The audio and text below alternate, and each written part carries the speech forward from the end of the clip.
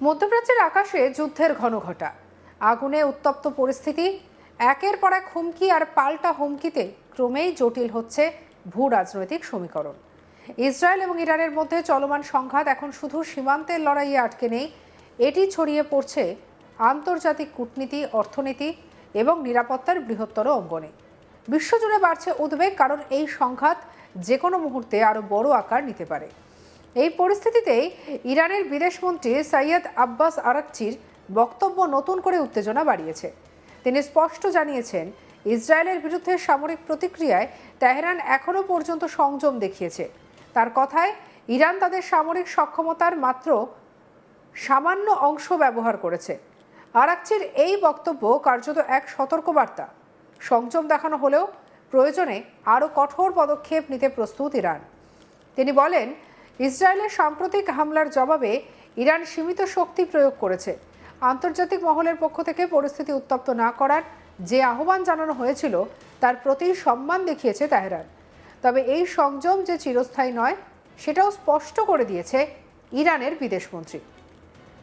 সামাজিক মাধ্যমে দেওয়া এক বিবৃতিতে আরাকচি হুঁশিয়ারি দিয়ে বলেন, দেশের গুরুত্বপূর্ণ অবকাঠামোর ওপর আবার হামলা হলে ইরান আর কোনো সংযম দেখাবে না। সেই ক্ষেত্রে আরও তীব্র এবং ব্যাপক প্রতিক্রিয়া হবে। একই সঙ্গে তিনি এই সংঘাতের মানবিক দিকটিও তুলে ধরেন। তার বক্তব্য, যুদ্ধের অবসান ঘটাতে হলে শুধু সামরিক সমাধান যথেষ্ট নয়, বেসামরিক অবকাঠামোর ক্ষয়ক্ষতির বিষয়টিকেও গুরুত্ব দিতে হবে। সাধারণ মানুষের জীবনযাত্রা, বিদ্যুৎ, জল, স্বাস্থ্য পরিষেবা, এই সমস্ত ক্ষেত্রের ওপর হামলা দীর্ঘমেয়াদী বিপর্যয় ডেকে আনতে পারে। আরাকচি আরও জানান, ভবিষ্যতে যদি কোনো কূটনৈতিক সমাধান সামনে আসে, তবে সেখানে বেসামরিক অবকাঠামোর ক্ষতির বিষয়টি বিশেষভাবে বিবেচনায় নিতে হবে। সেই সঙ্গে এই ক্ষয়ক্ষতির জন্য দায়ীদের জবাবদিহির আওতায় আনার বিষয়টিকে জোর দেয় তেহরান। ইসরায়েলের সাম্প্রতিক হামলার জবাবে সীমিত শক্তির প্রয়োগ কি কি ঠিক রয়েছে, চলুন এবারে আমরা একটু গ্রাফিক্স প্লেটের মাধ্যমে দেখি।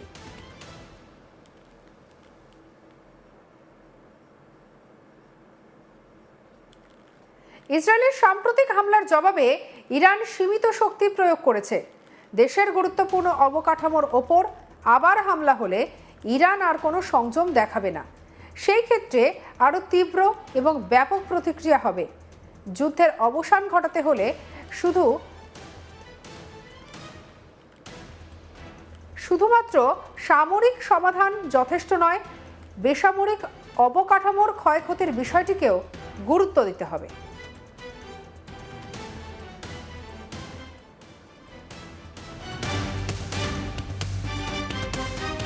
সাধারণ মানুষের জীবনযাত্রা, বিদ্যুৎ, জল, স্বাস্থ্য পরিষেবা, এই সমস্ত ক্ষেত্রের ওপর হামলা দীর্ঘমেয়াদী বিপর্যয় ডেকে আনতে পারে, এমনটাই বলেছেন আব্বাস আরাকচি।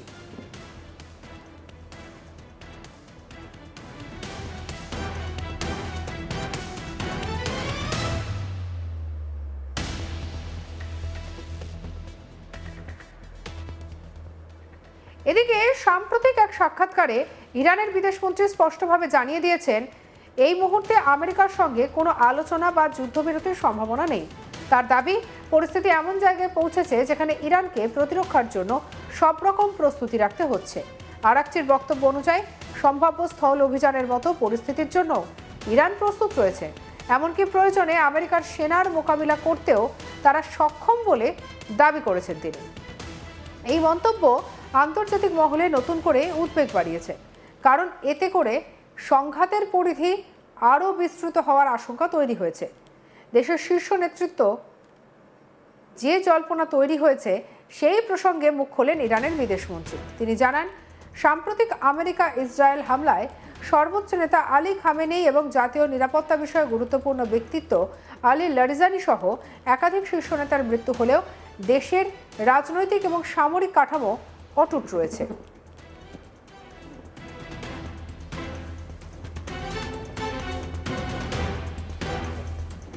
আরাকচির কথায়, ইরানের সংবিধান অনুযায়ী নেতৃত্বের ধারাবাহিকতা বজায় রাখার জন্য বিশেষজ্ঞ পরিষদ কাজ করছে। ফলে নেতৃত্বে কোনো শূন্যতা তৈরি হবে না এবং দেশের প্রশাসনিক এবং সামরিক কার্যক্রম স্বাভাবিকভাবেই চলবে। এই বক্তব্যের মাধ্যমে তিনি কার্যত বোঝাতে চেয়েছেন, নেতৃত্বে পরিবর্তন হলেও ইরানের নীতিগত অবস্থানে কোনো দুর্বলতা আসবে না। আর এদিকে এই সংঘাতের মাধ্যমে শুধু মধ্যপ্রাচ্যে সীমাবদ্ধ নয়, এর অভিঘাত পড়েছে বিশ্বজুড়েও। বিশ্ব বাণিজ্য সংস্থা ইতিমধ্যে সতর্কবার্তা দিয়েছে, এই পরিস্থিতির ফলে বৈশ্বিক খাদ্য নিরাপত্তা মারাত্মকভাবে ক্ষতিগ্রস্ত হতে পারে। আন্তর্জাতিক বাণিজ্যও তৈরি হতে পারে বড় ধরনের অস্থিরতা। বিশেষজ্ঞদের মতে, মধ্যপ্রাচ্য বিশ্বের জ্বালানি সরবরাহের অন্যতম কেন্দ্র। ফলে এই অঞ্চলের সংঘাত বাড়লে তার সরাসরি প্রভাব পড়বে তেল এবং গ্যাসের দামে। ইতিমধ্যেই উপসাগরীয় অঞ্চলের গুরুত্বপূর্ণ জ্বালানি স্থাপনায় হামলার খবর সামনে এসেছে। এর জেরে আন্তর্জাতিক জ্বালানি বাজারে অস্থিরতা তৈরি হয়েছে। তেলের দাম ওঠানামা করছে, যা বিশ্ব অর্থনীতির ওপরে চাপ বাড়াচ্ছে। আর এই প্রেক্ষাপটে হরমুজ প্রণালীর নিরাপত্তা নিয়ে উদ্বেগ আরও বেড়েছে। এই প্রণালী দিয়ে বিশ্বের একটি বড় অংশের জ্বালানি পরিবহন হয়। পরিস্থিতি সামাল দিতে এগিয়ে এসেছে একাধিক পশ্চিমা দেশ। যুক্তরাজ্য, ফ্রান্স, জার্মানি, ইটালি, জাপান এবং নেদারল্যান্ডস। এই দেশগুলি হরমুজ প্রণালীর সামুদ্রিক পথ সুরক্ষায় সহায়তার প্রস্তাব দিয়েছে।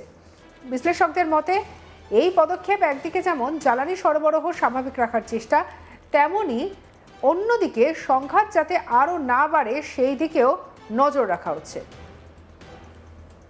আন্তর্জাতিক মহলেও ক্রমশ সক্রিয় হয়ে উঠছে। রাষ্ট্রসংঘের মহাসচিব অ্যান্তোনিও গুতেরেস অবিলম্বে সংঘাত বন্ধের আহ্বান জানিয়েছেন। তিনি সতর্ক করে বলেছেন, এই পরিস্থিতি নিয়ন্ত্রণের বাইরে চলে গেলে তার প্রভাব ভয়াবহ হতে পারে। গুতেরেসের মতে, এখনই যদি উত্তেজনা কমানোর উদ্যোগ না নেওয়া হয়, তাহলে তা বৃহত্তর আর্থিক যুদ্ধের দিকে নিয়ে যেতে পারে। আর এই আবহে আবারও আমেরিকার ভূমিকা নিয়ে প্রশ্ন তুলেছেন তেহরান। আরাকচি পুনরায় দাবি করেছেন, এই সংঘাত এবং এর পরিণতির জন্য আমেরিকাই দায়ী। তিনি বলেন, ইরানের বিরুদ্ধে দীর্ঘদিন ধরে চাপ সৃষ্টি করে আসছে আমেরিকা এবং তার মিত্ররা। বর্তমানে পরিস্থিতি সেই নীতিরই ফল।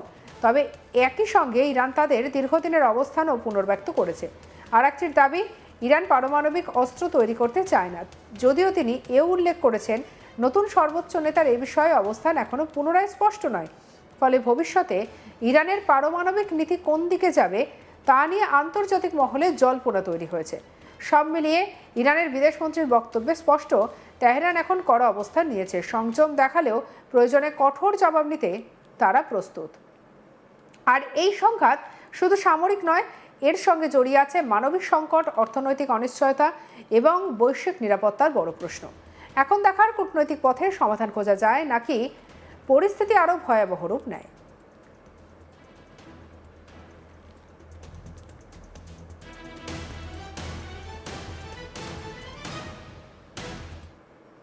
সঙ্গে রাখুন আজ তাক বাংলাকে। অন্যান্য খবরের জন্য লাইক, কমেন্ট, শেয়ার, সাবস্ক্রাইব করতে ভুলবেন না।